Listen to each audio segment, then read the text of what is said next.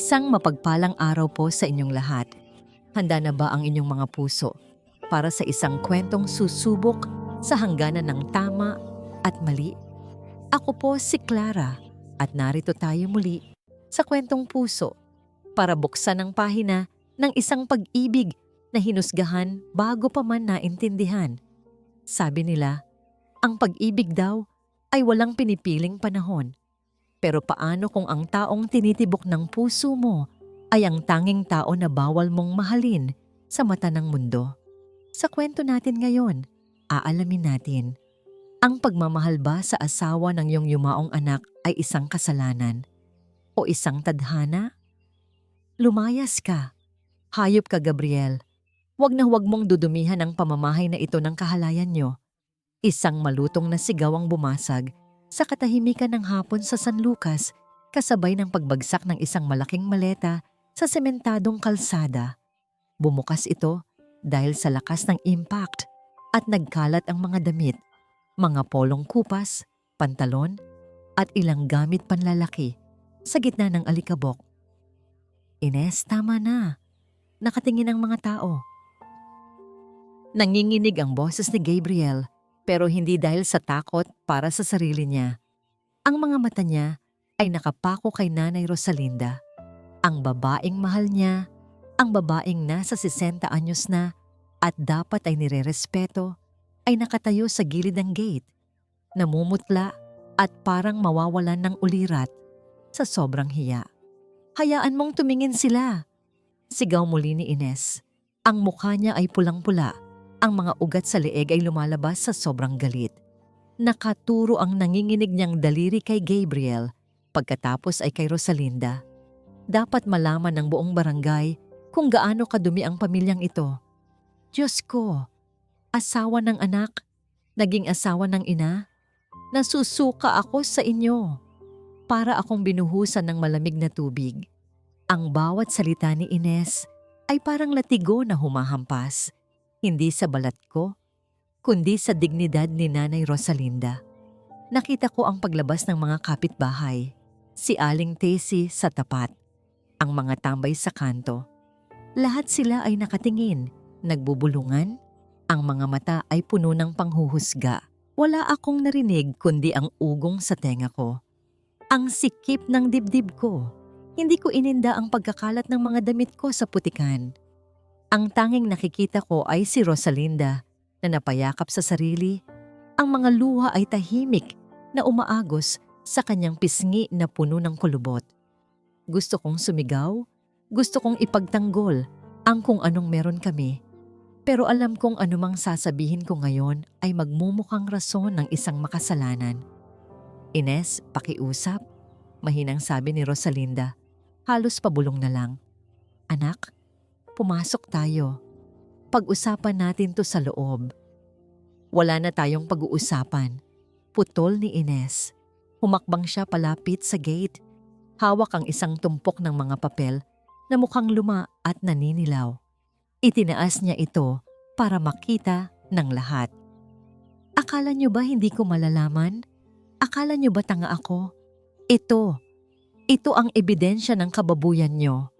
Nanlaki ang mga mata ni Rosalinda nang makita ang hawak ng anak niya. Akmang lalapit sana siya para agawin ito, pero hinarang siya ni Ines at itinulak ng bahagya. "Huwag mo akong hawakan," bulyaw ni Ines. Sa puntong yun, gumalaw ang katawan ko bago pa man makapag-isip ang utak ko. Mabilis akong tumakbo at hinarang ang sarili ko sa pagitan nila.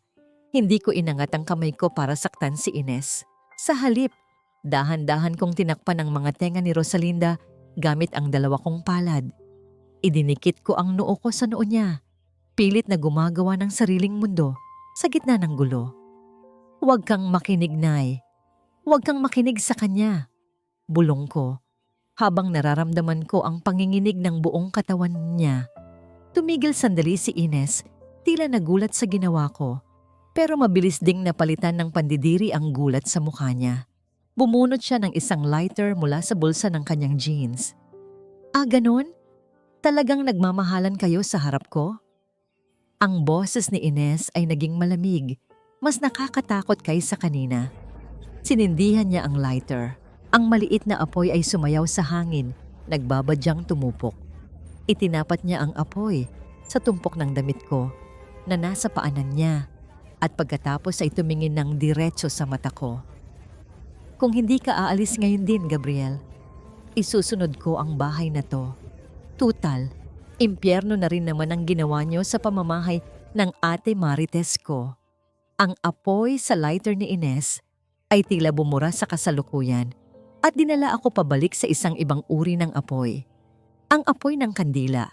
Sa harap ng kabaong ni Marites, 2 taon na ang nakararaan. Naaalala ko pa ang amoy ng sampagwita at natutunaw na kandila. Tapos na ang libing. Tapos na ang pasiyam.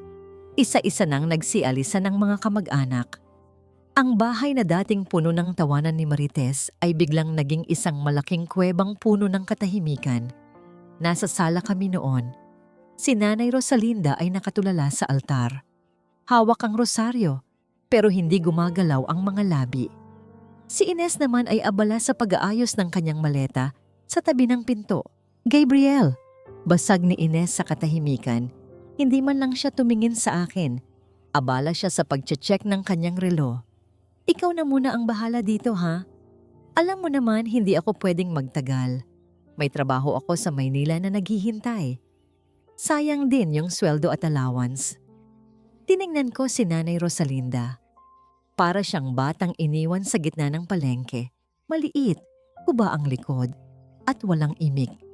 Hindi mo man lang ba sasamahan ng nanay kahit 1 linggo pa? Tanong ko. Mabigat ang dibdib ko. Hindi para sa akin, kundi para sa matandang babaeng nawalan ng anak. Bumuntong hininga si Ines, halatang iritable. Gusto ko man, Gabriel, pero praktikal lang tayo. Sino ang magbabayad ng mga bills kung tatambay ako dito at iiyak? Besides, nandyan ka naman. Ikaw ang asawa, di ba? Parte ka na ng pamilya. At ganoon lang kabilis, umalis si Ines.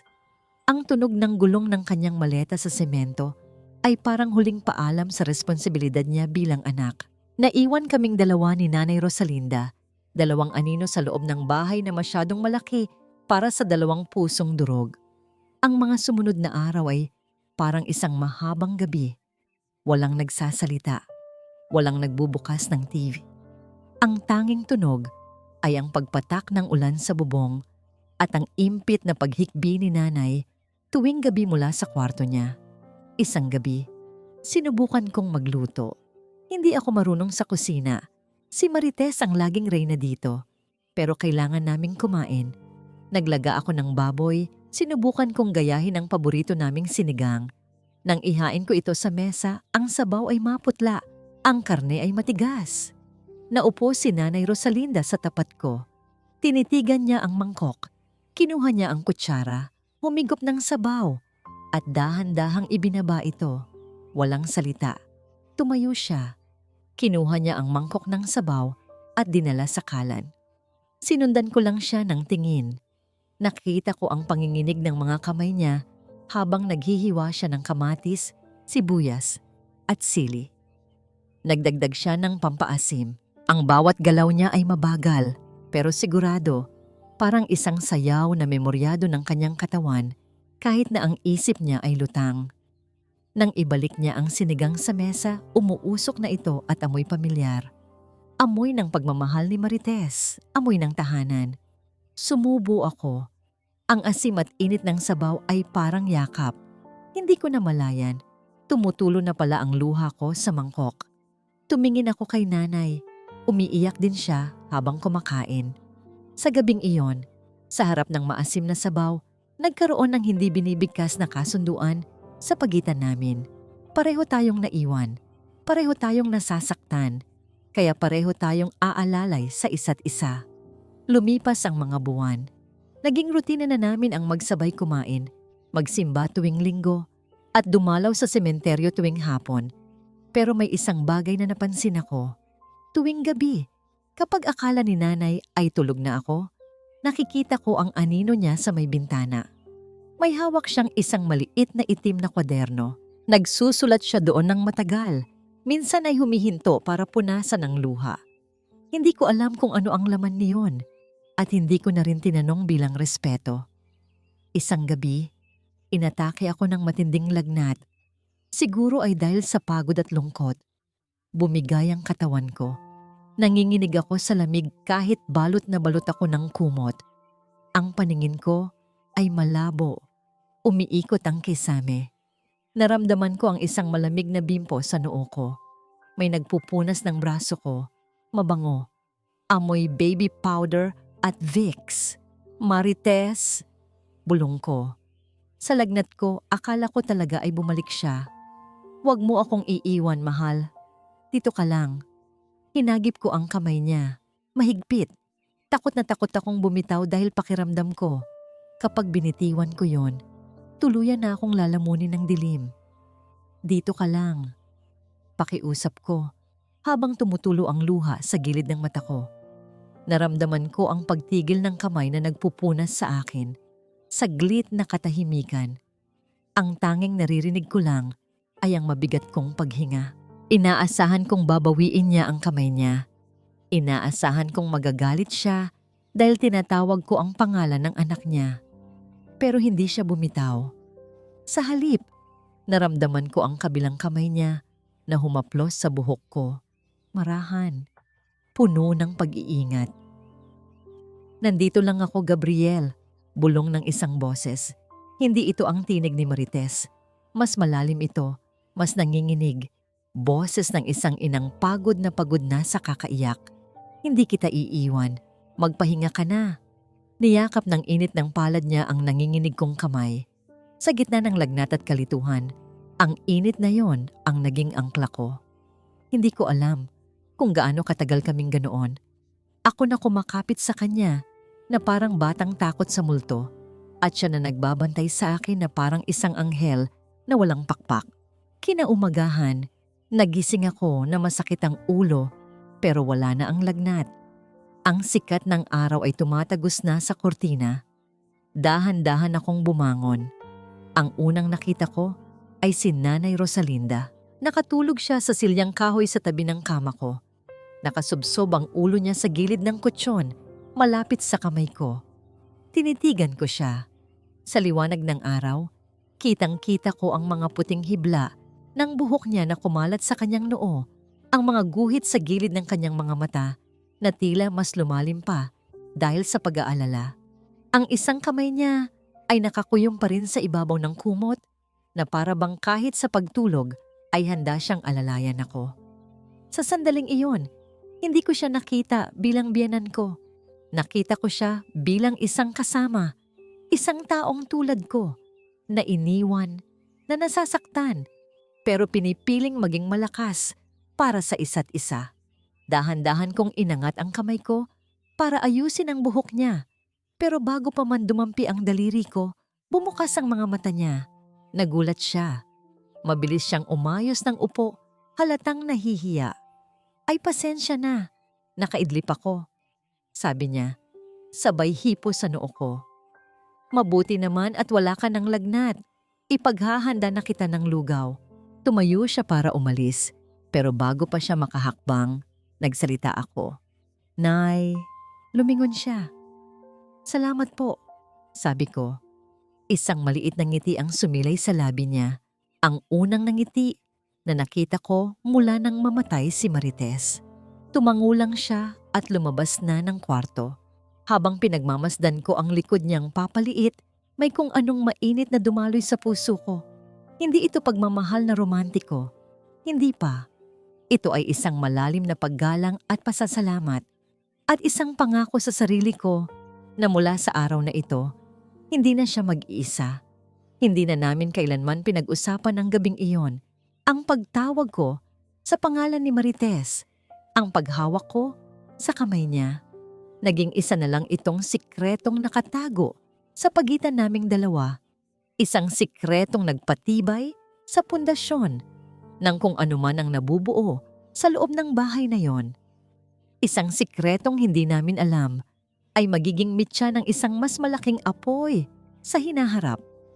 Isang taon ang lumipas na parang isang kisap mata. Ang bahay na dating nababalot sa amoy ng kandila ay napalitan ng amoy ng bagong saing na kanin at ginigisang bawang. Nakatayo sa harap ng aming bahay ang isang maliit na karinderya. GNR's Eatery, Gabriel and Rosalinda's. Isang ideya na nabuo mula sa mga gabing sabay kaming kumakain. Kung kaya naming pakainin ang 2 pusong nagluluksa, marahil kaya rin naming busugin ang mga tiyan ng aming mga kababayan. Dito, sa maliit na espasyong ito, unti-unti kaming muling natutong ngumiti. Gabriel, yung mantika, baka masunog. Sigaw ni nanay mula sa kusina. Opo, nay. Eto na po. Sagot ko, habang abala sa pagpunas ng mga mesa. Naging isa kaming perpektong team. Siya ang reyna ng kusina. Bawat timpla, bawat luto, ay saktong-sakto sa panlasa ng mga taga San Lucas. Ako naman ang taga-asikaso sa labas, taga-buhat ng mabibigat, taga-silbi at taga-ngiti sa mga customer. Isang tanghali, habang kasagsagan ng dami ng tao, nadulas ako sa natapong sabaw. Mabuti na lang at walang laman ang mga hawak kong plato. Ang pagbagsak ko sa sahig ay umalingaw-ngaw sa buong karinderya. Natahimik ang lahat. Pag-angat ko ng ulo, ang unang nakita ko ay si Nanay Rosalinda na nakasilip mula sa kusina. Ang mukha ay puno ng pag-aalala. Pero nang makita niyang ayos lang ako, isang maliit na tawa ang kumawala sa kanyang mga labi. Sinubukan niyang takpan, pero huli na. Ang tawa niyang yon ay parang musika. Hindi ko napigilan. Natawa na rin ako habang nakaupo sa sahig. Maya-maya, ang buong karinderya ay nagtatawanan na. Ang tensyon ay nawala. Napalitan ng halakhak. Sa mga sandaling iyon, nakalimutan namin na kami ay biyenan at manugang na nagluluksa. Para lang kaming 2 magkasosyo sa negosyo, 2 magkaibigan na nagdadamayan. Pero hindi lahat ay natutuwa para sa amin. Aba, Rosalinda, sabi ni Aling Tessie isang araw habang nagbabayad sa counter. Mukhang maganda ang epekto sa inyo ng pagiging abala, ano? Lalo kang gumaganda. At itong si Gabriel, lalong tumitikas. Bagay na bagay kayo. Ramdam ko ang pag-igting ng balikat ni nanay. Naku, Tessie, kung ano-ano ang sinasabi mo. Pamilya kami. Oo nga naman, pamilya. Sagot ni Aling Tessie. Pero ang nangiti niya ay may kahulugan. Masyado lang kayong masaya para sa mga biyudo't-biyuda. Ang mga salitang yon ay tumarak. Pagkaalis ni Aling Tessie, ang nangiti sa mukha ni nanay ay unti-unting nawala. Muli siyang naging si Rosalinda na balo, tahimik at malungkot. Naramdaman ko ang pagbabalik ng pader sa pagitan namin. Kasalanan ba ang sumaya? Kinabukasan, maaga kaming nagpunta sa palengke. Habang namimili ng isda, kinausap kami ng tindera. Misis, ang swerte niyo naman sa asawa niyo. Ang sipag-sipag, tinutulungan pa kayo sa pamamalengke. Sabi nito habang kinikilo ang tulingan. Bago pa man ako makasagot, mabilis na sumagot si nanay. Ay hindi po, manugang ko po siya, biyenan niya ako. Paliwanag niya. May halong pagkataranta sa boses. Ngumiti lang ang tindera. Ah, ganun ba? Akala ko mag-asawa kayo. Ang lakas kasi ng chemistry. Sa paglalakad namin pauwi, walang umiimik. Mabigat ang dala naming bayong, pero mas mabigat ang katahimikan sa pagitan namin. Tumingin ako sa kanya. Nakayuko siya nakatingin sa daan na para bang binibilang ang bawat hakbang. Nay, panimula ko. Huwag mo na lang pansinin yun, Gabriel. Putol niya. Mga tao talaga walang magawa. Pero sa likod ng mga salitang yon, alam kong apektado siya. Apektado rin ako. Hindi dahil sa sinabi ng tindera, kundi dahil sa naramdaman ko noong sinabi niya iyon. May isang bahagi sa puso ko na hindi nagmamadaling itama ang pagkakamali niya. May isang bahagi sa akin na nasiyahan sa ideya na nakikita kami ng ibang tao bilang magkasama. Sa di kalayuan, natanaw namin si Father Mateo na naglalakad palabas ng simbahan. Nakita niya kami. Ngumiti siya. Pero ang mga mata niya ay may bahid ng lungkot. Pinagmasdan niya kami habang papalayo. Ang tingin niya ay makahulugan na para bang may alam siyang hindi namin alam. Pagdating namin sa karinderya, nagmamadali kaming maghanda para sa tanghalian. Pawis na pawis si Nanay Rosalinda sa tapat ng kalan. Ang ilang hibla ng buhok ay dumikit na sa kanyang noo. Kumuha ako ng isang malinis na bimpo. Lumapit ako sa kanya. "Nay, punasan niyo po muna yung pawis niyo," sabi ko. Tumingin siya sa akin, nagulat. Hindi niya kinuha ang bimpo. Kaya ako na mismo, sa isang iglap ng hindi ko maipaliwanag na emosyon, ang dahan-dahang nagpunas ng pawis sa kanyang noo. Isang saglit, isang simpleng galaw. Pero sa sandaling iyon, huminto ang mundo. Nagtama ang mga mata namin. At sa mga mata niya, nakita ko hindi lang ang biyanan ko, kundi isang babae. Isang babaeng pagod, pero lumalaban. Isang babaeng nasaktan, pero nagsisikap bumangon. Isang boses ang biglang pumunit sa sandaling iyon. Mukhang nakakaistorbo yata ako. Sabay kaming napalingon sa pinto. Nakatayo doon si Ines, dala ang kanyang maleta. Ang mga mata niya ay matalim. Nakapako sa kamay kong hawak pa rin ang bimpo sa noo ng kanyang ina. Hindi lang ito tingin ng pagtataka, kundi ng pagdududa. Isang malamig na pagdududa na may kakayahang pumatay ng anumang init. Ang ngiti ni Ines ay hindi umabot sa kanyang mga mata. Mabilis kong binawi ang kamay ko na may hawak na bimpo na para bang napaso. Si Nanay Rosalinda naman ay napaurong ng isang hakbang, hinahawi ang buhok na tila nahihiya. "Ines, anak, bakit hindi ka man lang tumawag?" Basag ni Nanay sa katahimikan. "Surprise!" sabi ni Ines habang hinihila papasok ang maleta niya. Ang tunog ng mga gulong nito sa sahig ay parang isang babala. Naisip ko, kailangan ako ni Mama dito. At saka, I lost my job. Medyo tight ang budget. Okay lang naman siguro na dito muna ako sa bahay ng ate ko. 'Di ba, Kuya Gabriel? Ang paraan ng pagkakasabi niya ng Kuya Gabriel ay puno ng sarkasmo. Tumango na lang ako. Wala akong masabi. Paano mo sasabihing hindi pwede ang isang anak sa sarili niyang pamamahay? Ang pagdating ni Ines ay parang isang malamig na hangin na pumasok at pinalayas ang lahat ng init sa aming tahanan. Sa mga sumunod na araw, sinimulan niyang baguhin ang lahat. "Ma, bakit nandito itong mesa? Dati, sa gitna ito nakalagay." Yan ang gusto ni Ate Marites. Sasabihin niya at itutulak ang mesa pabalik sa dati nitong pwesto, kahit na masikip na para sa karinderya. "Gabriel, bakit ganito ang luto ng adobo mo? Hindi ganito ang turo sa'yo ni ate. Masyadong mamantika." Pupunahin niya sa harap ng mga customer na para bang ako ay isang baguhang kusinero. Ang pinakamasakit ay kung paano niya ginamit ang alaala ni Marites para iparamdam sa aming dalawa ni Nanay na kami ay nagkakasala. Tuwing gabi, magpapatugtog siya ng mga paboritong kanta ni Marites. Tuwing umaga, titingnan niya ang litrato ng kapatid niya sa altar at magbubuntong hininga ng malakas. "Hey ate, kung nandito ka lang, siguro masaya ang bahay na to." Dahil sa kanya, bumalik ang bigat sa dibdib namin ni Nanay.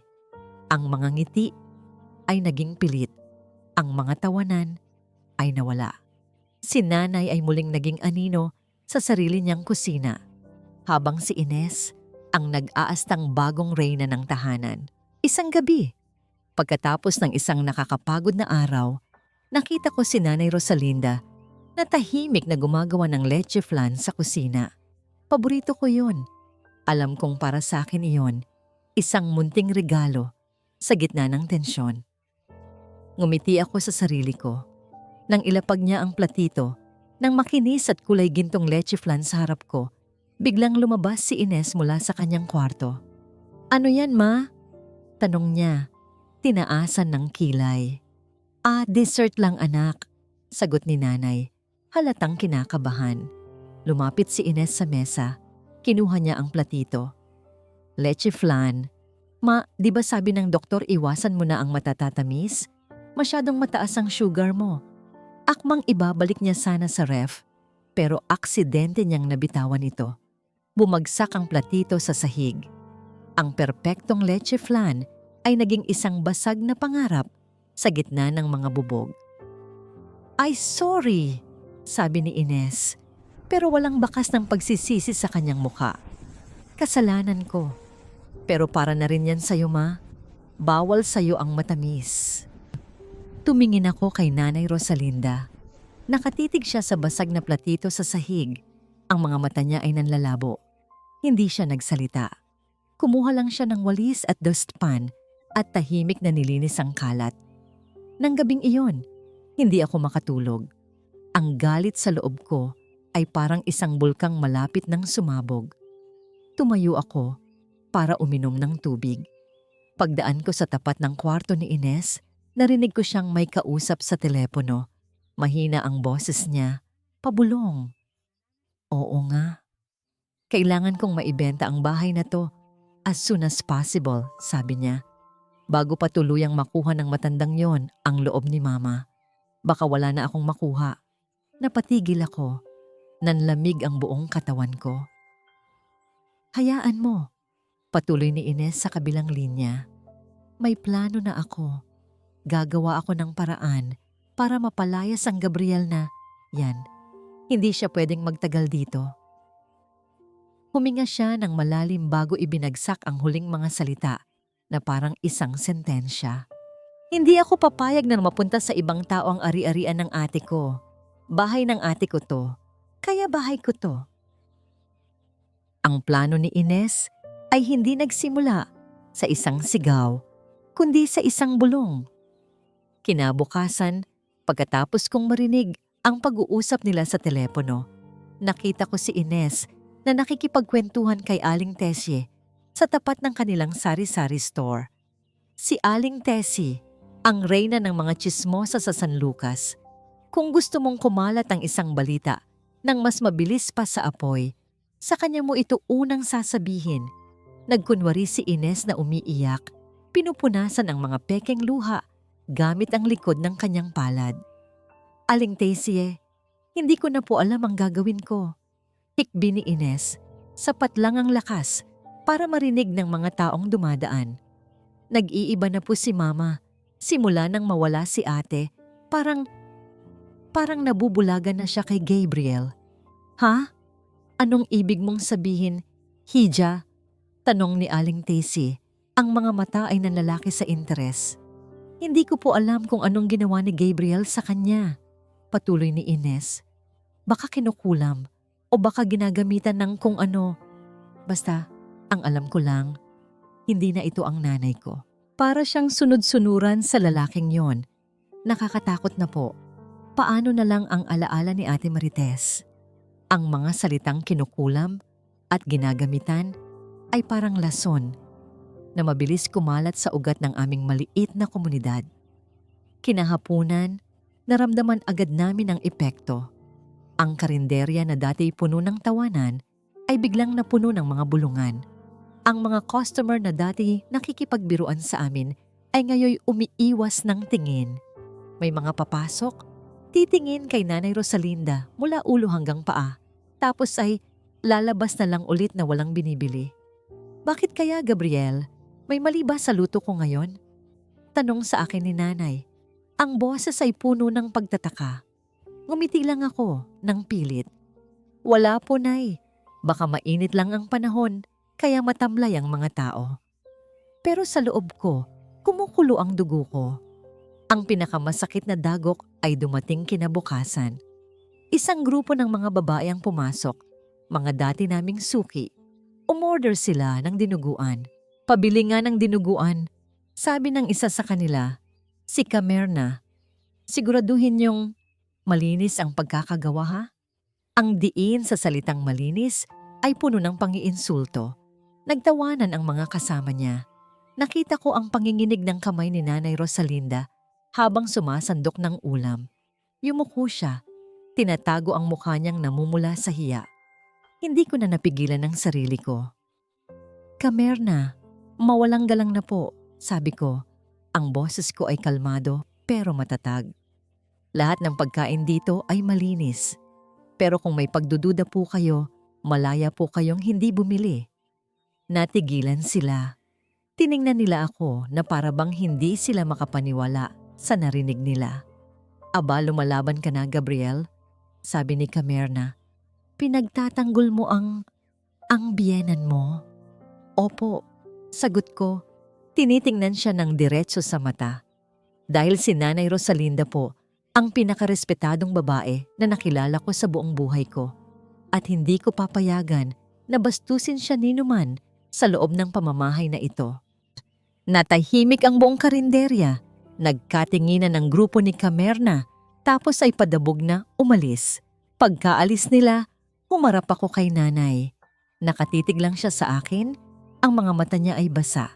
Hindi ko alam kung iyon ba ay dahil sa pasasalamat o sa hiya. Wala siyang sinabi. Tumalikod lang siya at pumasok sa kusina. Nang gabing iyon, habang nagsasara kami, nakita ko siyang muling binuksan ang kanyang maliit na itim na kwaderno. Sa liwanag ng isang maliit na ilaw, nagsulat siya. At habang nagsusulat, ang mga luha niya ay isa-isang pumapatak sa papel. Kinabukasan, maaga akong nagising para maghanda ng mga sangkap. Pagbukas ko ng pinto ng karinderya, isang malamig na takot ang gumapang sa buong katawan ko. Sa pintuan naming kahoy na dati malinis at kulay kape, may nakapintang malalaking letra, kulay pula, kulay ng dugo. 2 salita lang ang nakasulat pero sapat na yon para wasakin ang mundo namin. Walang hiya. Ang pulang pintura sa pinto ay parang isang sugat na hindi humihilom. Kahit anong kuskus ko, kahit anong gamit ko ng thinner, nag-iwan pa rin ito ng bakas. Isang paalala ng kahihiyang ipinataw sa amin. Napilitan kaming isara muna ang karinderya. "Para maglinis," sabi ko sa mga nagtatanong. Pero ang totoo, kailangan naming paghilumin ang sarili naming mga sugat na hindi nakikita. Si Nanay Rosalinda ay halos hindi na lumalabas ng kanyang kwarto. Ang dating sigla sa kanyang mga mata ay napalitan ng isang blangkong titig. Si Ines naman ay nagpapanggap na nag-aalala. Pero sa likod ng mga mata niya, nakikita ko ang ningning ng tagumpay. "Mama, kumain na po kayo," sasabihin ni Ines habang kumakatok sa pinto ng kwarto. "Huwag niyo na pong isipin yung mga sinasabi ng tao. Inggit lang sila." Pero sa tuwing aalis ako ng bahay, nakikita ko siyang pasimpleng nakikipag-usap sa mga kapitbahay, nagdadagdag ng panggatong sa apoy na siya mismo ang nagsimula. Isang linggo ng umaga, hinikayat ko si nanay na magsimba. "Kailangan po nating ipakita sa kanila na wala tayong tinatago, Nay," sabi ko. "Harapin po natin sila ng taas noo." Pumayag siya. Sa simbahan, ang mga bulungan ay parang mga bubuyog na umiikot sa paligid namin. Bawat tingin ay parang karayom, pero hindi kami nagpatinag.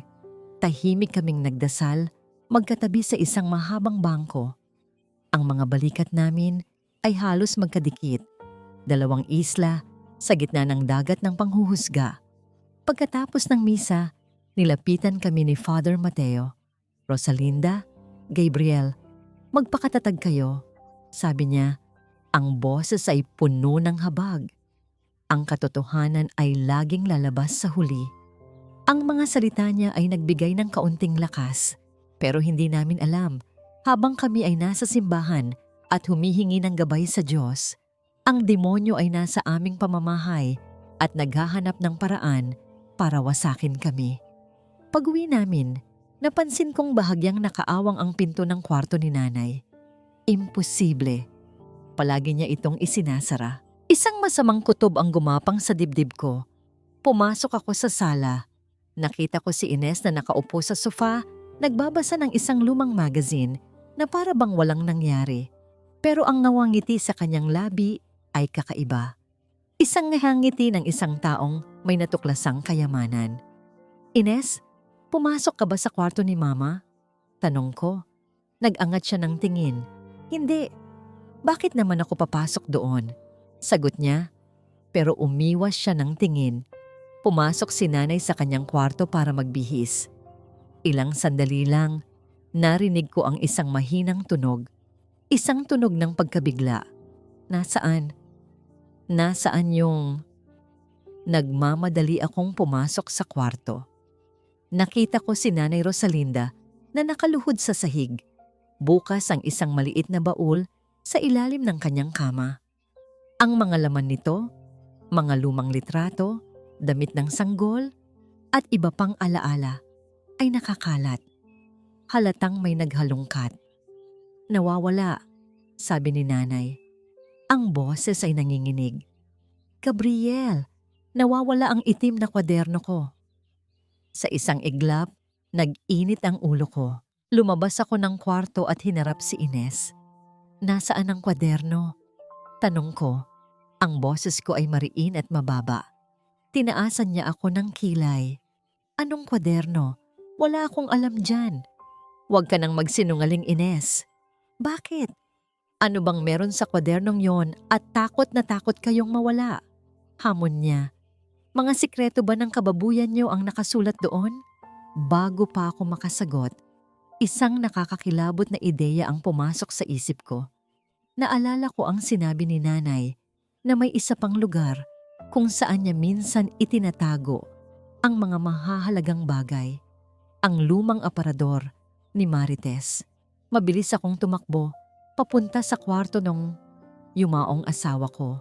Pagbukas ko ng aparador, naamoy ko ang pamilyar na amoy ng lavender. Pero may kakaiba. Ang sahig ng aparador ay bahagyang nakaangat. May sikretong kompartimento doon. Kinapa ko ito at binuksan. Lumuwas sa akin ang isang maliit na kahon.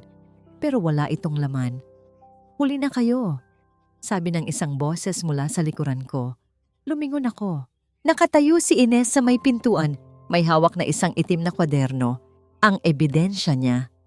Tingnan natin kung ano ang masasabi ng mga tao sa San Lucas kapag nalaman nila na ang respetado mong biyenan ay matagal na palang may pagnanasa sa asawa ng sarili niyang anak. Sabi niya, habang binubuklat ang mga pahina, ang mukha niya ay puno ng tagumpay. May isang pahina sa dulo na napansin ko. Punit ang kalahati nito. Bakit punit yan? Tanong ko. Ngumisi si Ines. May mga parte na hindi na kailangang mabasa ng iba. Masyadong madrama. Ang importante ay yung mga salitang magpapatunay na tama ako. Lumapit ako sa kanya, pero mabilis siyang umatras. Huwag kang lalapit, Gabriel. Babala niya. Isang sigaw ko lang, lalabas lahat ng kapitbahay. At kapag nangyari yon, itinaas niya ang kwaderno. Ibubunyag ko ang lahat, dito mismo, ngayon din. Ang araw na yon ay ang 3 anibersaryo ng kamatayan ni Marite. Isang araw na dapat ay para sa tahimik na pag-alala, pero ginawa itong isang entablado ni Ines para sa kanyang huling pag-atake. Nag-imbita siya ng mga kamag-anak mula sa probinsya para kahit paano maging masaya naman ang bahay. Yun ang gugustuhin ni ate, sabi niya, pero alam kong may mas malalim siyang plano. Ang sala ay napuno ng mga tao, mga tiyahin, tiyuhin, at mga pinsan na matagal na naming hindi nakikita. Naghanda si Nanay Rosalinda ng napakaraming pagkain, pilit nang ngumingiti at inaasikaso ang mga bisita kahit nakitang-kita ko ang pagod at bigat sa kanyang mga mata. Nasa gitna kami ng hapunan. Ang lahat ay abala sa pagkain at kwentuhan. Lumapit si Ines sa gitna ng sala. Hawak ang isang mikropono na hiniram pa niya sa barangay. "Excuse me everyone," sabi niya, at agad na natahimik ang lahat. Bago po tayo magpatuloy, gusto ko lang pong magbigay ng isang munting tribute para sa aking pinakamamahal na ate, Marites. Nagpalakpakan ang mga tao. Tumingin sa akin si nanay. Isang babala ng kaba ang gumuhit sa kanyang mukha. 3 taon na pala. Simula ni Ines, ang boses ay nagkukunwaring malungkot. 3 taon na siyang wala. At sa loob ng 3 taon na yon, marami na ang nangyari. May mga bagay na nagbago at may mga sikretong nabunyag. Dito na nagsimulang mag-iba ang tono niya. Ang lungkot ay napalitan ng isang mapanuyang ngiti. Mula sa likod niya, kinuha niya ang itim na kwaderno ni Nanay Rosalinda. Marami sa inyo ang nagtatanong kung bakit tila may tensyon sa pamilyang ito. Patuloy niya, "Well, tonight, the truth will set us free." Nanlamig ang buong katawan ko. Si Nanay Rosalinda ay napahawak sa braso ko. Ang mga daliri niya ay parang yelo. Binuksan ni Ines ang kwaderno. "Ito po ay journal ng aking ina," sabi niya sa mikropono. At ang bawat salita ay umalingaw-ngaw sa buong kabahayan. Akala ko, ito'y puno ng dasal. Pero nagkamali ako. Ito pala ay puno ng pagnanasa. Nagbulungan ang mga kamag-anak. "Makinig po kayo," sabi ni Ines at nagsimula siyang magbasa. "Dear Lord, patawarin niyo po ako. Bakit sa tuwing nakikita ko ang pag-aalaga ni Gabriel, ang puso kong matagal ng tuyo ay tila dinidiligan?"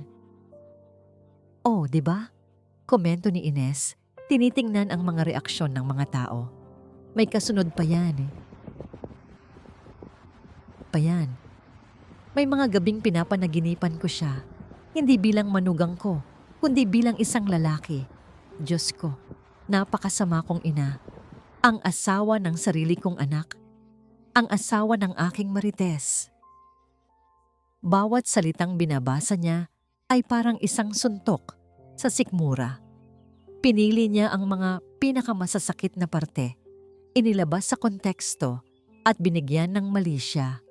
Ang mga kamag-anak namin na kanina'y nakikikain ay ngayon nakatingin sa amin na para kaming mga kriminal. Hindi ko na matiis. Tumayo ako. "Ines, itigil mo na yan."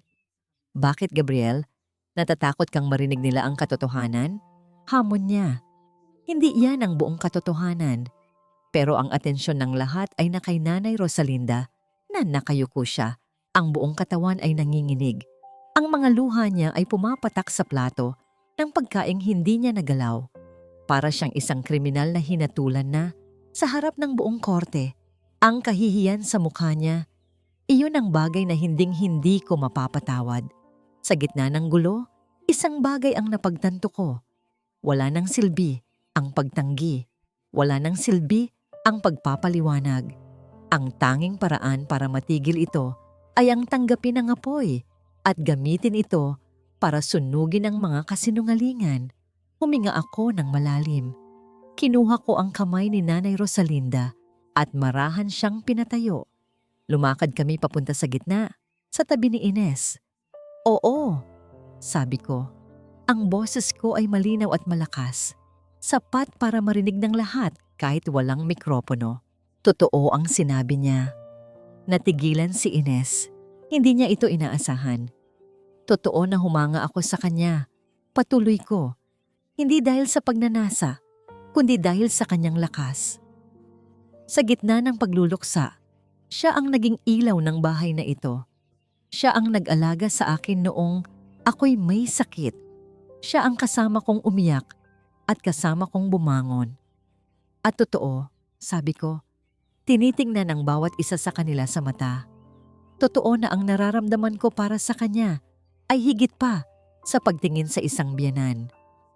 Isang malakas na gasp ang narinig mula sa mga tao.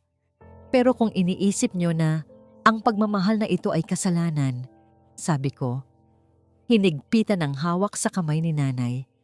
Kung ang pag-aalaga sa isa't isa ay kasalanan, kung ang paghahanap ng kaligayahan pagkatapos ng isang trahedya ay kasalanan, kung gayon, haharapin namin ang parusa. Itinaas ko ang kwaderno mula sa pagkakahawak ni Ines. Pero ang nakasulat dito, sabi ko, tinitingnan ang mga pahina. Hindi ito kwento ng pagnanasa, Ine. Ito ay kwento ng isang babaeng nagdarasal. Nagdarasal siya na sana'y patawarin siya ng Diyos sa nararamdaman niyang hindi niya maiwasan.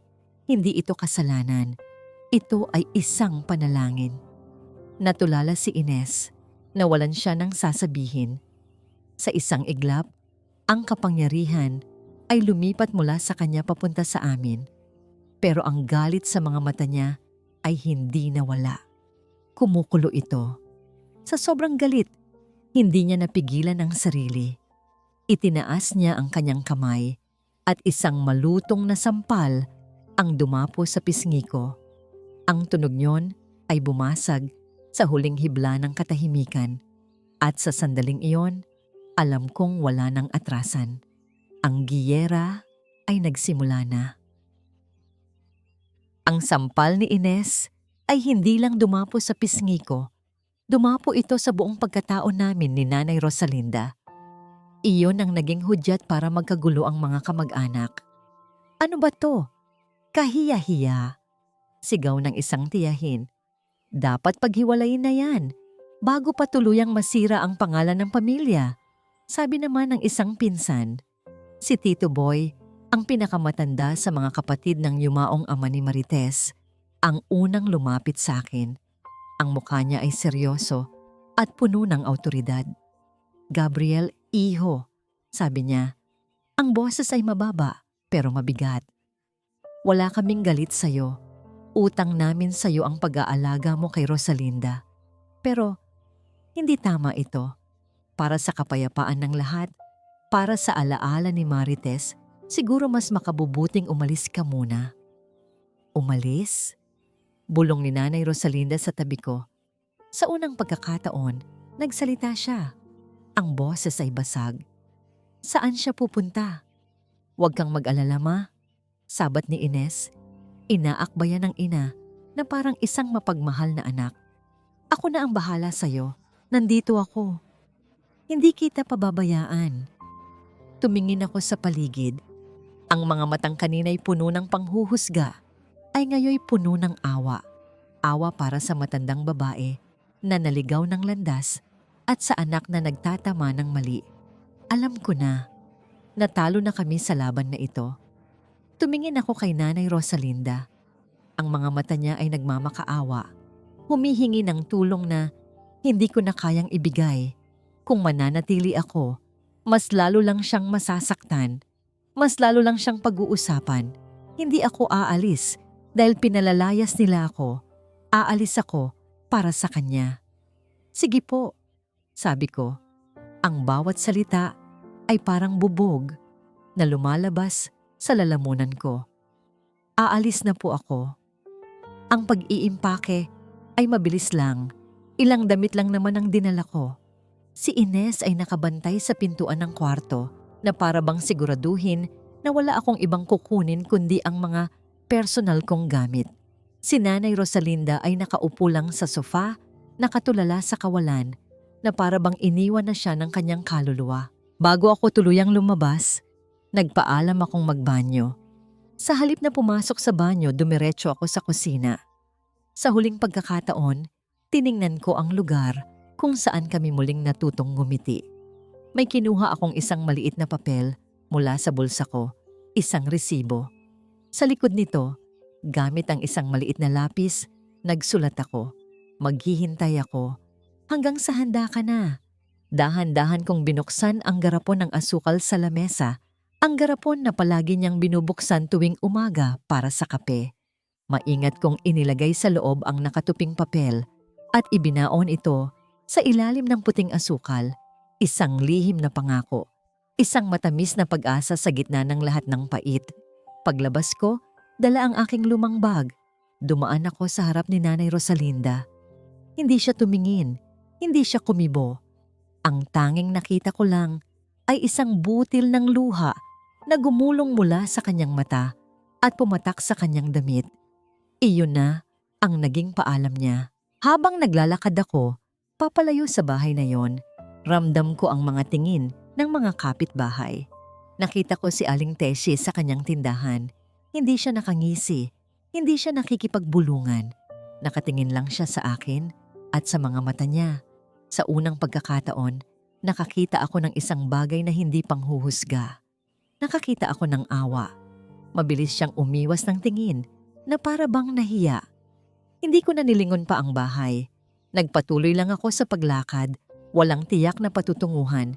Sa loob ng bahay pagkasara ng pinto, ang lahat ng lakas na tinitipon ni Rosalinda ay biglang bumigay. Napahawak siya sa kanyang dibdib. Ang paghinga niya ay naging mabilis at mababaw. Ang paningin niya ay nanlabo. "Mama, okay ka lang?" tanong ni Ines. Pero ang boses niya ay walang pag-aalala. Sinubukan ni Rosalinda na tumayo, pero ang kanyang mga tuhod ay parang naging halaya. Bumagsak siya sa sahig. Ang huli niyang nakita, bago siya lamunin ng dilim ay ang anino ni Ines na nakatayo lang, hindi man lang gumalaw para tulungan siya. Pagkatapos ng ilang sandali, kinuha ni Ines ang kanyang cellphone pero hindi ambulansya ang tinawagan niya. Nag-dial siya ng ibang numero. "Hello?" sabi niya sa kabilang linya. Ang boses ay kalmado at malamig. "Yes, this is Ines Alonso. Regarding the house and lot in San Lucas, I think my mother is now ready to sell." Nagising si Rosalinda sa sarili niyang kama. Ang unang pumasok sa isip niya ay si Gabriel, na panaginipan niya raw na pinalayas ito. Pero nang makita niya ang bakanteng espasyo sa tabi ng aparador kung saan dating nakalagay ang mga gamit nito, bumalik ang lahat. Hindi yun panaginip. Totoo ang lahat. Sinubukan niyang bumangon, pero ang katawan niya ay parang binugbog. Masakit ang ulo niya at nanlalambot ang kanyang mga kasu-kasuan. Pumasok si Ines sa kwarto, may dalang isang baso ng tubig at gamot. "Gising na pala kayo, ma," sabi niya. Ang boses ay walang emosyon. "Inumin niyo po ito. Gamot sa alta presyon." Kinuha ni Rosalinda ang gamot at tubig. "Si Gabriel, nasaan siya?" tanong niya, kahit alam na niya ang sagot. "Wala na siya, ma. At mas mabuti na yon," sagot ni Ines habang inaayos ang mga unan. "Tingnan niyo ang nangyari sa inyo. Muntik na kayong atakihin dahil sa stress na dala ng lalaking yon. Simula ngayon, ako na ang mag-aalaga sa inyo." Ang pag-aalaga ni Ines ay parang pagkakakulong. Hindi na siya pinapalabas ng bahay. Ang karinderya ay permanenteng isinara. Ang mga bintana ay laging nakasara. Ang bahay na dati puno ng buhay ay naging isang madilim na nitso. Si Gabriel naman ay nakitira muna sa bahay ng dati niyang katrabaho sa construction, si Mang Lito. Araw-araw, sinusubukan niyang tawagan si Nanay Rosalinda. Pero laging si Ines ang sumasagot. "Huwag ka nang tumawag dito, Gabriel," sabi ni Ines sa telepono. "Nagpapagaling pa si Mama at lalo lang siyang magkakasakit kapag naririnig niya ang boses mo." "Gusto ko lang siyang makausap, Ines. Kahit 1 minuto lang." "Hindi pwede. Ako ang anak. Ako ang masusunod." At ibababa na niya ang telepono. Sinubukan niyang pumunta sa bahay pero hinarang siya ni Ines sa gate. "Ano na namang kailangan mo?" "Kamusta na si Nanay?" "Okay lang siya. Mas okay ngayong wala ka." Isang araw, nagdala ng mga dokumento si Ines sa kwarto ni Rosalinda. Isang deed of sale. "Ma, kailangan niyo pong pirmahan ito," sabi ni Ines.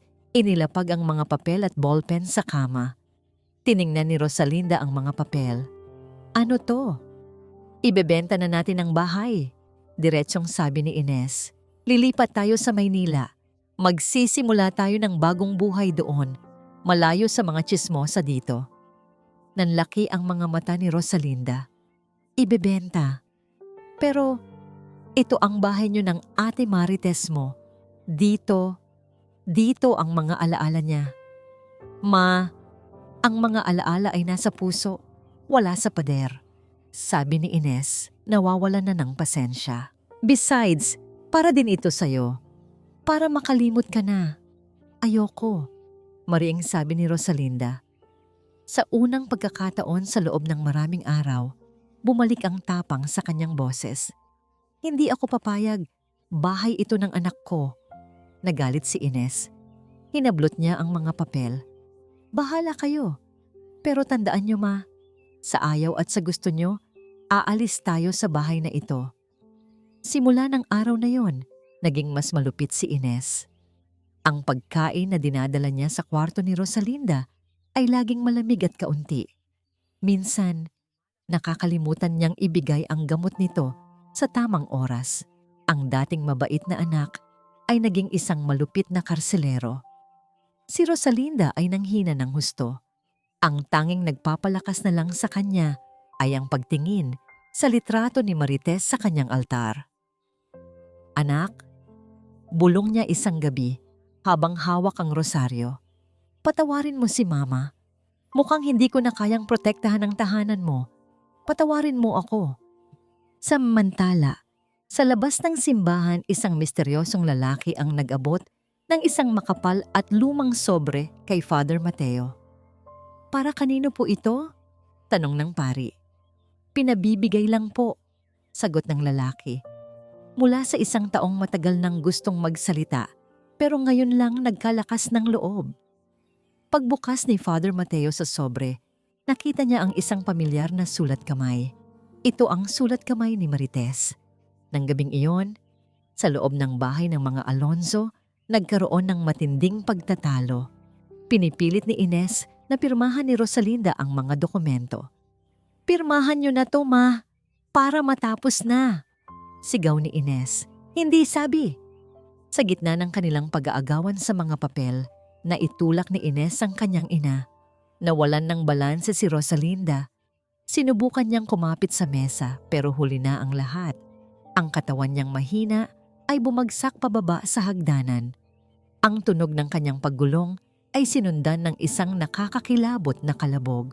Sa ibaba ng hagdan, nakahandusay si Rosalinda, walang malay. Sa itaas, nakatayo si Ines. Ang mga mata ay nanlalaki sa takot. At sa isang malamig na realisasyon, ang sirena ng ambulansya ang bumasag sa katahimikan ng gabi sa San Lucas. Dinala si Rosalinda sa pinakamalapit na ospital. Si Ines, sa isang iglap, ay nagbago ng anyo. Mula sa isang malupit na anak, naging isa siyang biktimang umiiyak at humihingi ng tulong.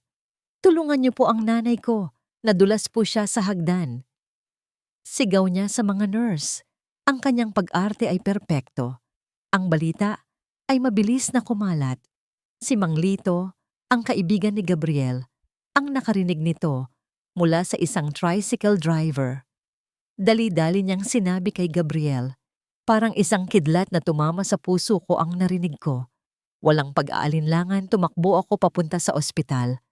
Ang bawat hakbang ay isang panalangin. Huwag po, Diyos ko. Huwag niyo po siyang kunin.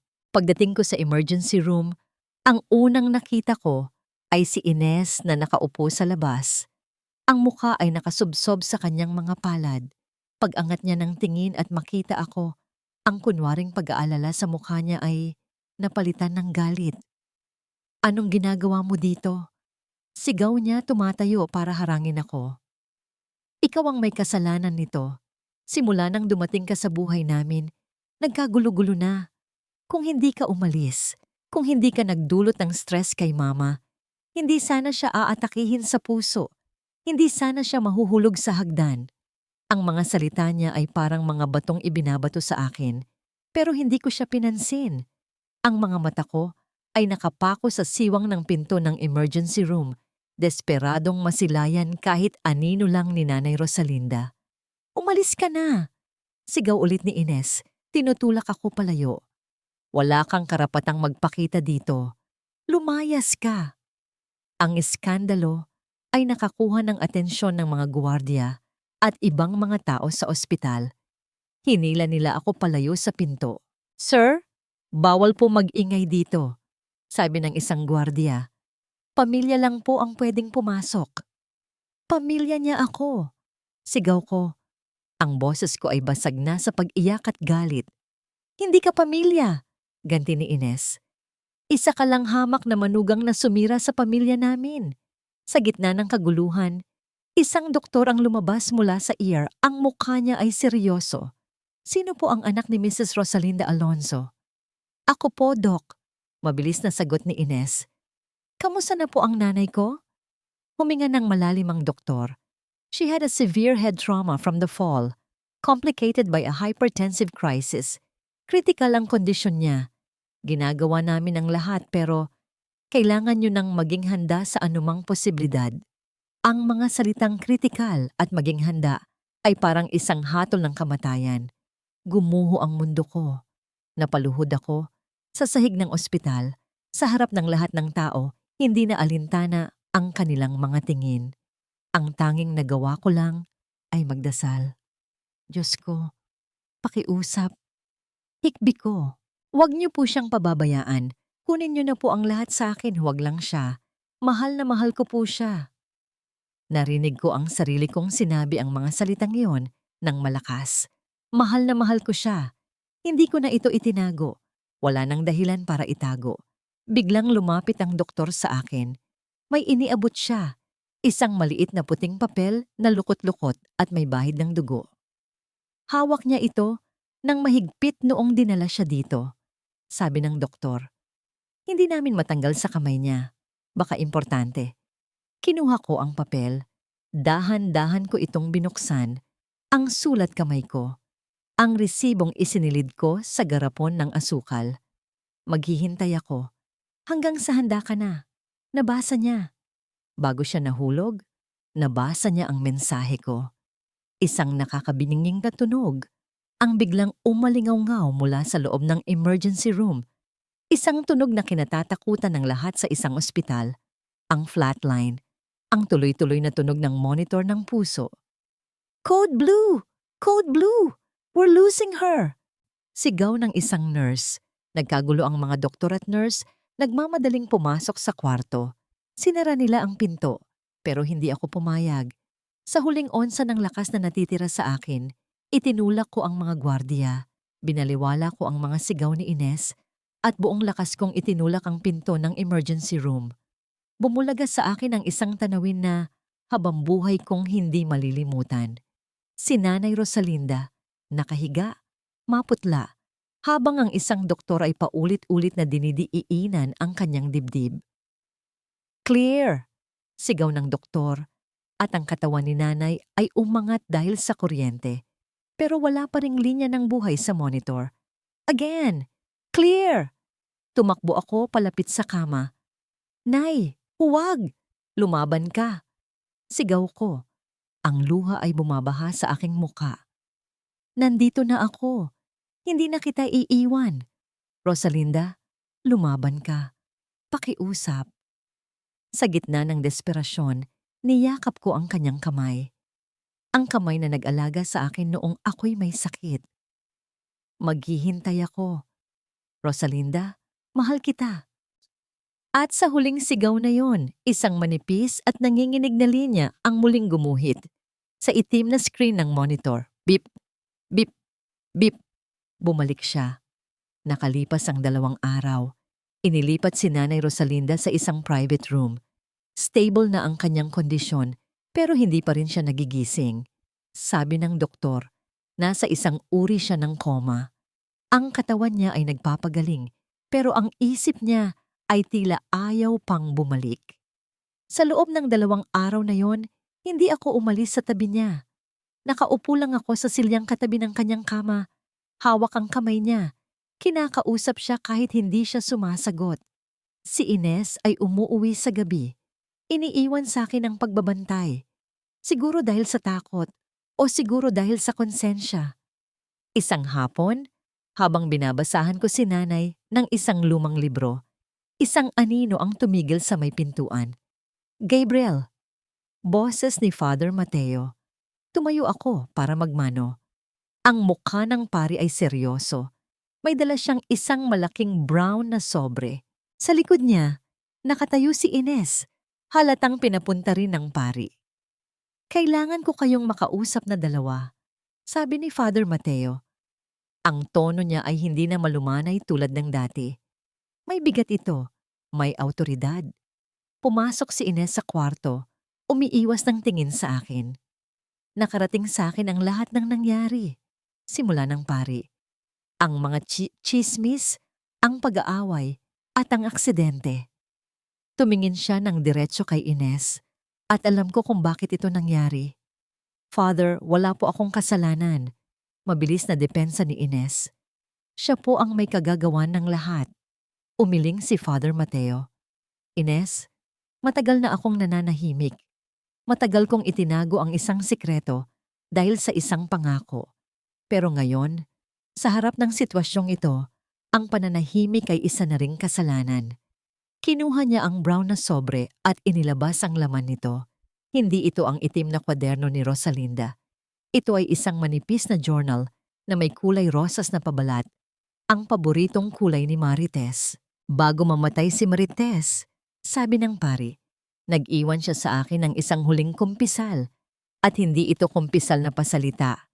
Ito ay nakasulat. Nanlaki ang mga mata ko. Si Ines naman ay namutla. Ibinigay niya sa akin ito at sinabing, Father, itago niyo po muna ito. Ibigay niyo lang po ito kay Gabriel kapag dumating ang araw na muli siyang nagmahal para hindi siya makonsensya. Hindi ko akalain na ang araw na yon ay darating at ang mamahalin niya ay ang sarili niyang ina. Binuksan ni Father Mateo ang journal sa isang pahinang may marka. Gabriel, basahin mo. Sabi niya, iniabot sa akin ang journal. Nanginginig ang kamay ko habang hawak ang sulat kamay ng yumaong asawa ko. Ang mga salita niya ay parang bumubulong mula sa kabilang buhay.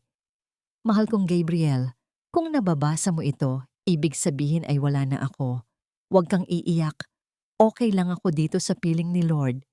Ang inaalala ko ay ikaw at si Mama. Alam ko kung gaano kanya kamahal, hindi bilang manugang, kundi higit pa.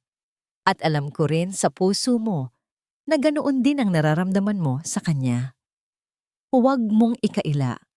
Nakikita ko sa mga mata mo kung paano mo siya tinitingnan, kung paano ka nag-aalala. Nakita ko na ito noon pa man, pero pinili kong magbulag-bulagan. Hindi ako galit. Sa totoo lang, masaya ako dahil alam kong mayroong mag-aalaga sa'yo at mayroong mag-aalaga sa kanya. Patawarin mo ako kung naging makasarili ako. Kung hinayaan kong magdusa kayong dalawa sa pananahimik, ang tanging hiling ko lang ay maging masaya kayo. Ipagpatuloy niyo ang buhay, mahalin niyo ang isa't isa nang walang takot. Ang mga luha ko ay pumapatak na sa papel. Ang bigat sa dibdib ko sa loob ng 3 taon ay biglang gumaan. Hindi ito pagtataksil. Ito ay isang basbas. Pero may kasunod pa. May isang pesa sa dulo ng sulat. PS. Para sa kapatid kong si Ines. Ines, alam ko ang lahat. Alam ko ang inggit mo sa akin simula pagkabata. Alam ko ang galit mo kay Mama. Dahil sa tingin mo, mas mahal niya ako. At alam ko ang plano mong kunin ang bahay na ito kapag nawala na ako. Huwag mong hayaang kainin ka ng kasakiman mo.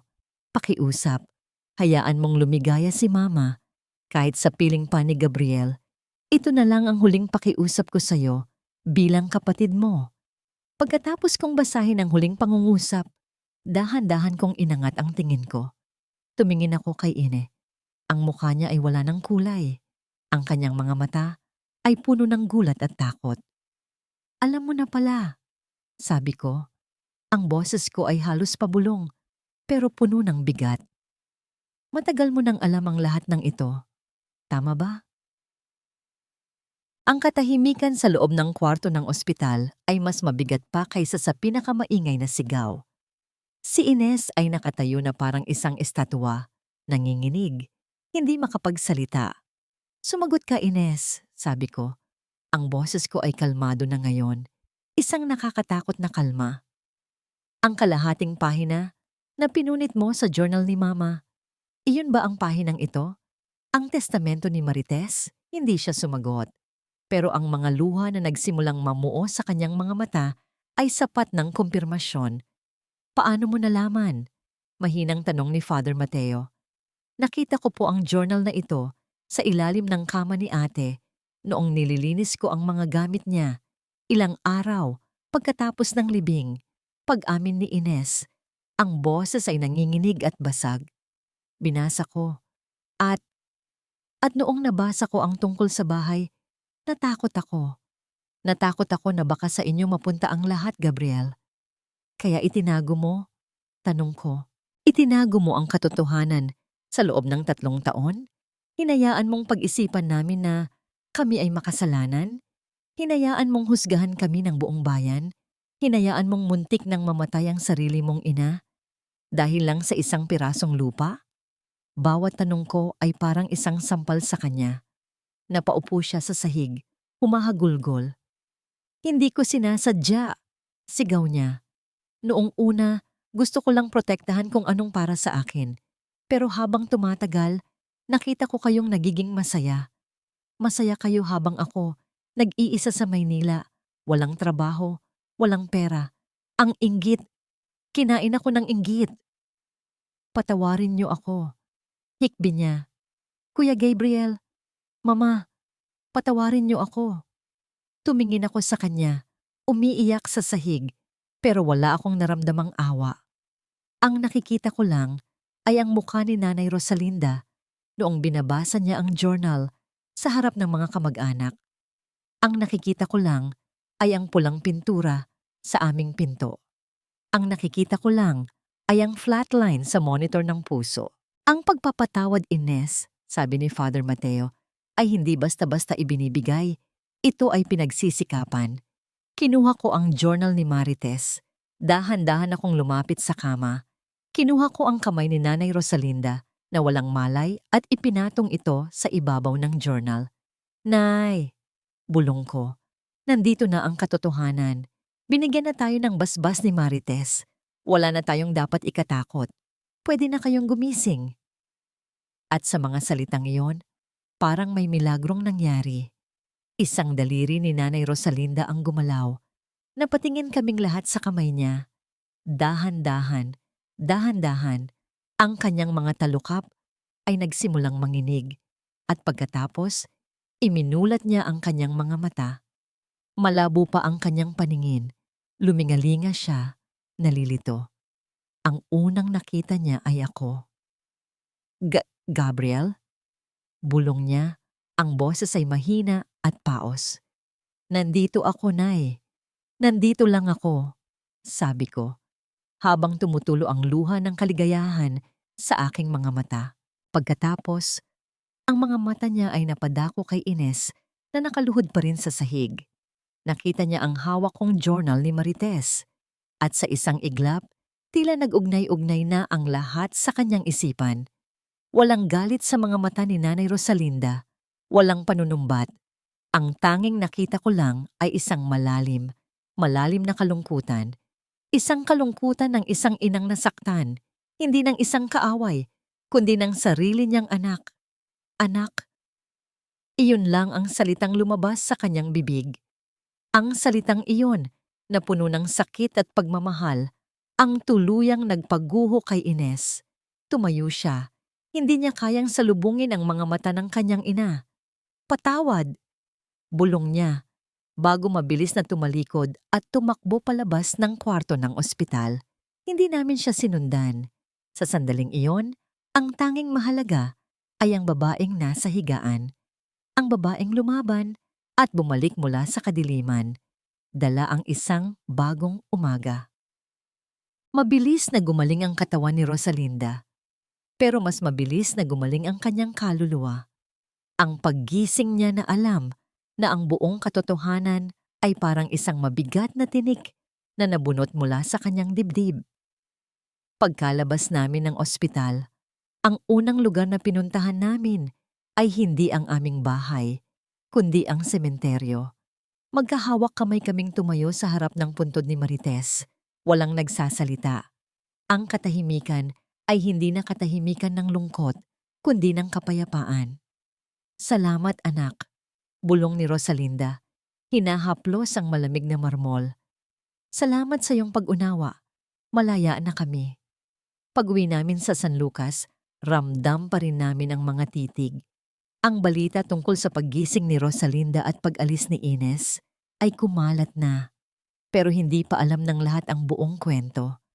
Ang mga bulungan ay naroon pa rin, nag-aabang. Alam kong may kailangan kaming gawin.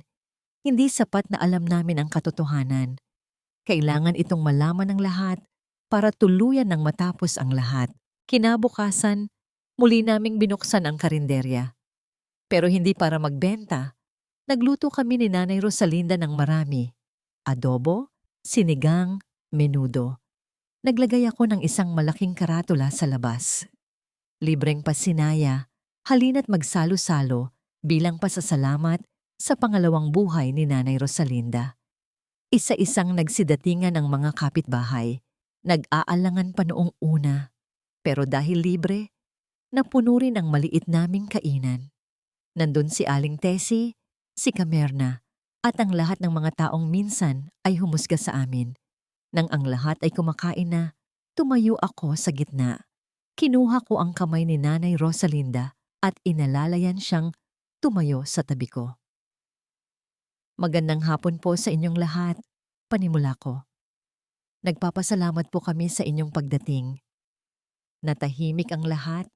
Ang mga kutsara at tinidor ay huminto sa ere. Alam ko po na marami kayong narinig na kwento tungkol sa amin nitong mga nakaraang buwan. Sabi ko, tinitingnan ang bawat isa sa kanila. At karamihan po doon ay masakit. Karamihan po doon ay mapanghusga. Pero nandito po kami ngayon, hindi para manumbat. Patuloy ko. Nandito kami para ibahagi sa inyo ang katotohanan dahil kayo, bilang aming mga kapitbahay, bilang aming komunidad, ay karapatan ninyong malaman ito. At ikinuwento ko ang lahat. Ang huling habilin ni Marites, ang journal, ang plano ni Ines, ang kasakiman. Hindi ako nagtaas ng boses, kalmado at buo ang aking pagsasalaysay. Habang nagsasalita ako, nakita ko ang pagbabago sa mga mukha ng mga tao. Ang pagdududa ay napalitan ng gulat. Ang gulat ay napalitan ng hiya. At ang hiya ay napalitan ng pagsisisi. Si Aling Tessie ang unang yumuko, hindi makatingin sa amin. Si Camerna ay napahawak sa kanyang bibig. Pagkatapos kong magsalita, si Nanay Rosalinda naman ang nagsalita. Ang boses niya ay mahina, pero matatag.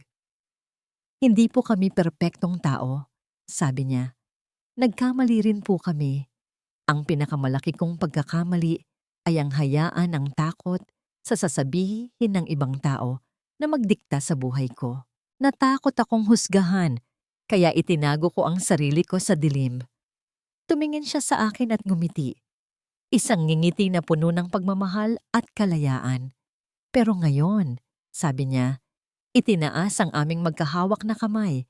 Hindi na po ako natatakot. Isang nakabibinging katahimikan ang bumalot sa karinderya. Pagkatapos, isang tao ang tumayo, si Aling Tessie. Lumapit siya sa amin. Ang mga mata ay puno ng luha. Rosalinda, Gabriel, patawarin niyo ako. Sabi niya, ang boses ay basag. Patawarin niyo kami sa aming makikitid na pag-iisip. Hindi namin alam. Patawad. Pagkatapos niya, sunod-sunod nang nagsitayuan ng iba, humihingi ng tawad. Ang dating lugar ng panghuhusga ay naging isang lugar ng paghilom. Sa gitna ng lahat ng iyon, isang kartero ang lumapit sa akin. May iniabot siyang isang sulat, galing sa Maynila, galing kay Ines. Dahan-dahan kong binuksan ito, maikli lang ang nakasulat. Kuya Mama, walang sapat na salita para sabihin kung gaano ako nagsisisi. Alam kong huli na ang lahat para sa akin. Hindi ko nahaharapin pa kayo dahil sa kahihiyan. Balang araw, sana mapatawad niyo ako. Hindi na ako babalik. Huwag niyo na akong hanapin. Kasama ng sulat ay isang dokumento, isang waiver of rights. Isinasaad dito na isinasalin na niya sa pangalan ni Rosalinda Alonso ang lahat ng karapatan niya sa bahay at lupa. Ipinakita ko ang sulat kay nanay. Binasa niya ito. Isang huling luha ang pumatak mula sa kanyang mata. Isang luha ng pagpapaalam. At marahil, isang luha ng pagpapatawad. Ang araw pagkatapos ng pasinaya ay parang unang araw ng tagsibol. Ang hangin ay tila mas sariwa. Ang sikat ng araw ay mas maliwanag. Ang mabigat na ulap ng panghuhusga na matagal bumalot sa San Lucas ay tuluyan ng nawala. Ang mga ngiti ng mga kapitbahay ay totoo na. Ang mga magandang umaga po ay wala ng bahid ng malisya. Si Aling Tessie, sa tuwing napapadaan sa aming karinderya, ay laging may dalang kung anong pasalubong, isang piling ng saging o mga bagong pitas na gulay mula sa kanyang bakuran. Iyon ang paraan niya ng patuloy na paghingi ng tawad. Muli naming binuksan ang GNR's Eatery pero may isang pagbabago.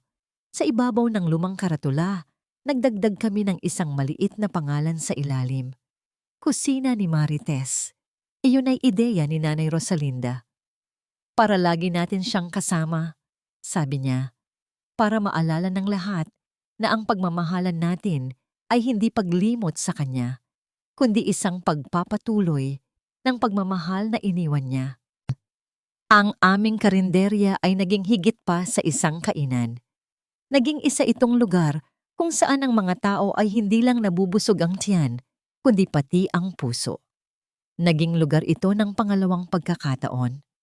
Ang pagmamahalan namin ni Nanay Rosalinda ay hindi na kailangang itago. Hindi ito isang maapoy at mapusok na pag-ibig tulad ng sa mga kabataan. Ang sa amin ay isang pag-ibig na tahimik at matatag.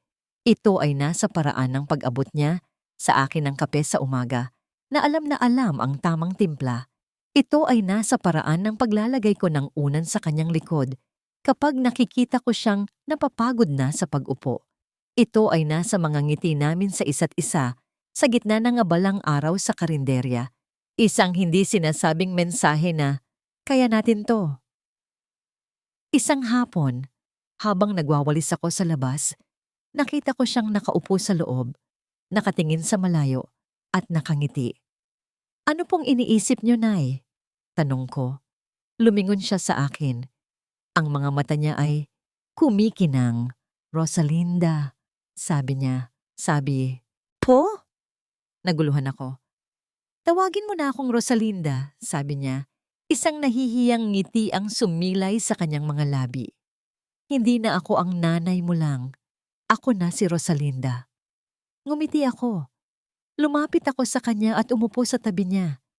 Kinuha ko ang kamay niya. Ang kamay na dati magaspang dahil sa paglalaba at pagluluto, pero para sa akin ay ang pinakamalambot na bagay sa mundo. Rosalinda, sabi ko. Dahan-dahang sinasambit ang kanyang pangalan. Pakakasalan mo ba ako? Hindi siya nagulat. Tila matagal na niyang hinihintay ang tanong na yon. Ang mga luha ay nagsimulang mamuo sa kanyang mga mata. Pero hindi ito luha ng lungkot. Ito ay luha ng purong kaligayahan. Oo, Gabriel, sagot niya. Oo. Isang araw bago ang aming kasal, muli kaming nagpunta sa puntod ni Marites. Nagdala kami ng isang magandang pumpon ng puting rosas. Habang inaayos ni Rosalinda ang mga bulaklak, may kinuha ako sa aking bulsa. Isang maliit na sanga ng sampagwita. Maingat kong isinuksok ito sa kanyang buhok na marami ng puti. Tumingin siya sa akin nagulat. Para saan to? Tanong niya. Naalala ko nung unang beses kitang makita. Sabi ko. Sa kasal namin ni Marites, ganyan na ganyan ang ayos mo. May sampagwita sa buhok mo. At naisip ko noon, napakaganda naman ng nanay ni Marites. Namula ang kanyang mga pisngi. Ang isang babaeng nasa edad 60 ay namula na parang isang dalagita.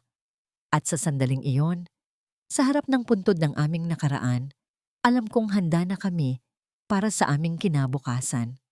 Ang kampana ng simbahan ng San Lucas ay muling tumunog. Hindi para sa isang libing, kundi para sa isang bagong simula.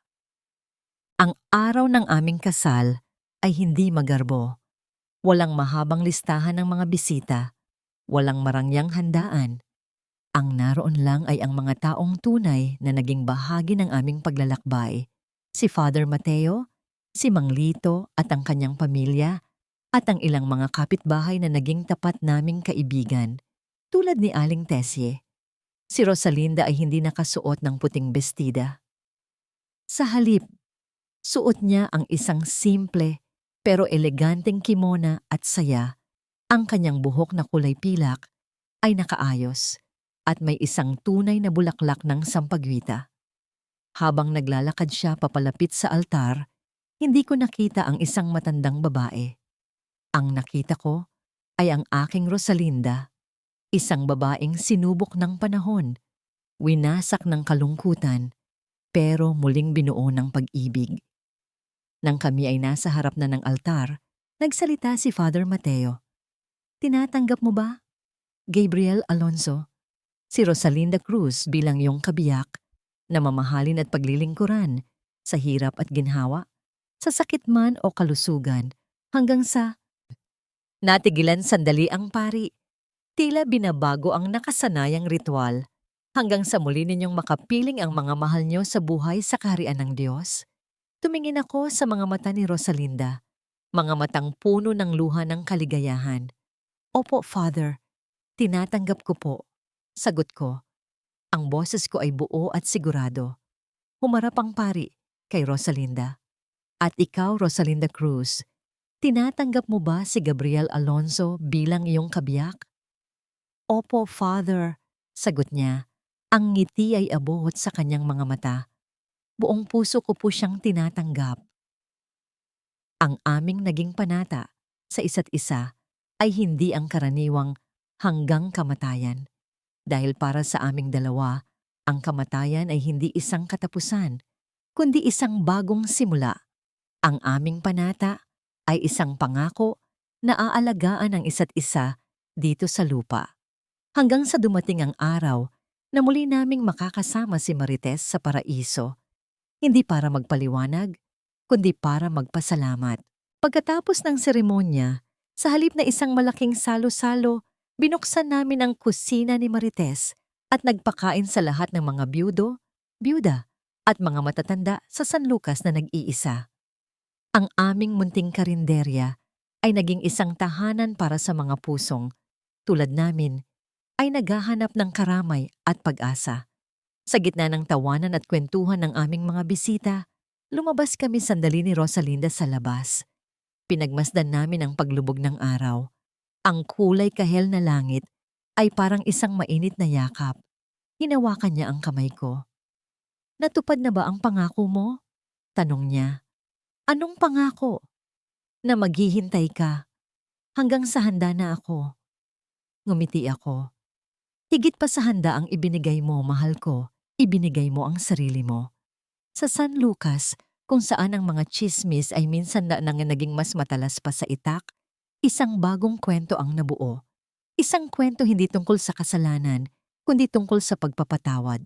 Isang kwento hindi tungkol sa bawal, kundi tungkol sa isang pag-ibig na hinog, matatag, at pinagpala. Dahil sa huli, natutunan namin ang isang mahalagang aral. Ang tunay na pag-ibig ay hindi nasusukat sa edad o sa kung ano ang sasabihin ng ibang tao. Nasusukat ito sa lalim ng pag-unawa, sa tapang na harapin ang bukas, at sa kakayahang mahanap ang liwanag kahit sa pinakamadilim na kabanata ng buhay. At sa aming munting tahanan, sa aming munting kusina, ang liwanag na yon ay mananatiling nakasindi magpakailanman.